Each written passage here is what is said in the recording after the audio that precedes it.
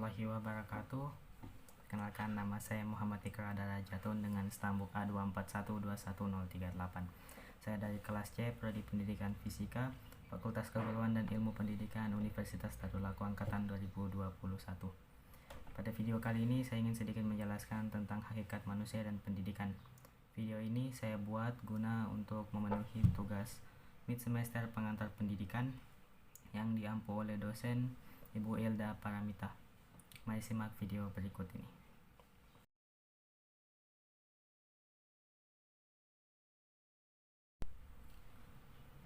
Pada hakikatnya, manusia merupakan makhluk ciptaan Tuhan yang paling sempurna, yang memiliki kemampuan intelektual dan daya nalar, yang mana dapat berpikir, berbuat, dan bertindak, sehingga dapat menjadi manusia yang utuh. Kaitannya dengan pendidikan, pendidikan merupakan suatu proses di mana pembelajaran berlangsung yang diharapkan agar manusia dapat berkembang sesuai dengan perkembangan zaman. Sehingga dikatakan bahwa manusia itu memerlukan pendidikan agar menunjang keberlangsungan hidupnya.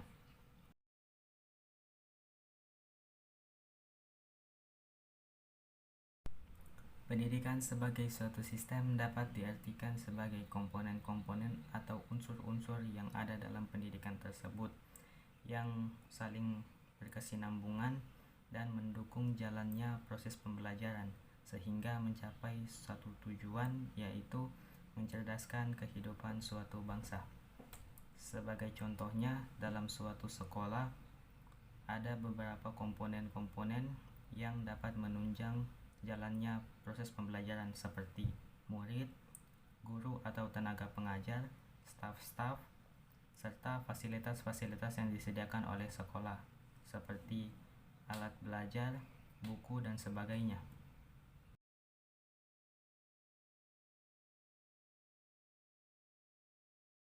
Indonesia saat ini menerapkan sistem pendidikan nasional yang mana pengimplementasiannya adalah wajib belajar 12 tahun terhitung dari sekolah dasar selama 6 tahun, sekolah menengah pertama selama 3 tahun, dan sekolah menengah atas selama 3 tahun.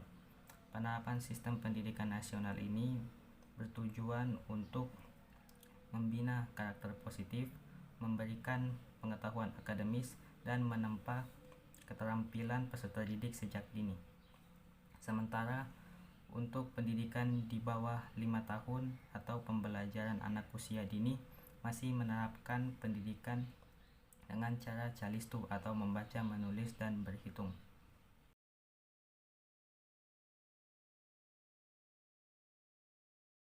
Yang pertama, seorang guru harus siap menjadi tempat bertanya bagi peserta didiknya. Dimaksudkan agar seorang guru dapat menjawab segala pertanyaan yang diajukan oleh peserta didiknya apabila peserta didik itu ingin mengetahui sesuatu hal. Yang kedua, seorang guru harus memiliki keterampilan dalam bertanya, sehingga dalam suatu proses pembelajaran, seorang guru dapat menciptakan ruang diskusi bagi peserta didik untuk saling bertukar pendapat. Yang ketiga, seorang guru harus bisa menerapkan pembelajaran yang kreatif dan inovatif. Seperti yang kita ketahui sekarang ini, sudah marak pembelajaran yang dilakukan menggunakan handphone dan laptop. Nah, dari gadget tersebut kita dapat menerapkan pembelajaran seperti menggunakan video atau animasi yang tidak menurunkan minat belajar dari seorang anak.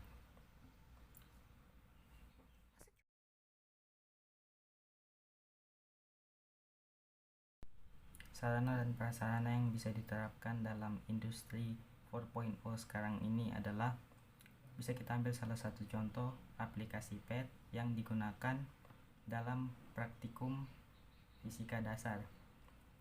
Aplikasi tersebut dapat menjadi pengganti lab apabila kita ingin melakukan praktikum dengan hanya menggunakan gadget seperti HP atau laptop. Kita sudah dapat mengakses hal tersebut seperti pengukuran ataupun massa jenis dan hal-hal yang lainnya yang ingin kita lakukan percobaannya, sehingga kita tidak perlu lagi untuk datang langsung ke dalam laboratorium dan melakukan percobaan. Hal itu dimaksudkan karena Pada saat ini kita juga masih dalam keadaan pandemi COVID-19 yang diharuskan untuk belajar dari rumah dan tidak boleh saling berdekatan satu sama lain agar tidak terpapar virus tersebut. Karena itulah aplikasi ini dibuat agar praktikan dapat melakukan praktikum di rumah masing-masing tanpa harus keluar dan datang lagi di dalam lab. Sekian pembahasan mengenai hakikat manusia dan pendidikan dari saya. Lebih dan kurangnya saya mohon maaf. Saya pamit undur diri. Wassalamualaikum warahmatullahi wabarakatuh.